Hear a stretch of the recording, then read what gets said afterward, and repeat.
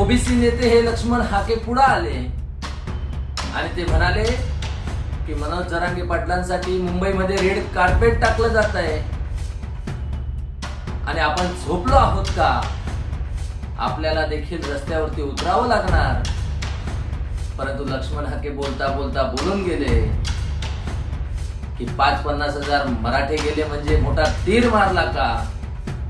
त्याच लक्ष्मण हाकेंना मराठा समाज प्रत्युत्तर म्हणून सांगतोय की एकदा मुंबईत या महासागरावरती नजर टाका आणि 50 मराठे आहेत की लाखोंच्या संख्येनं मराठे आहेत. फक्त 5000 लोकांना परवानगी दिली म्हणून जरांगे पाटलांनी सांगितलं की गरज लागेल तेव्हा आम्ही तुम्हाला बोलवू. एक गोष्ट लक्षात घ्या, मनोज जरांगेंसोबत गेलेला मराठा हा अजूनही एक गठ्ठा दाखवलेला नाही, दाखवता आलेला नाही. अजूनही कित्येक तरी मराठे हे रस्त्यावरती आहेत, ठिकठिकाणी थांबलेले आहेत. आझाद मैदानामध्ये स्वयंपाकासाठी परवानगी नाकारली गेली.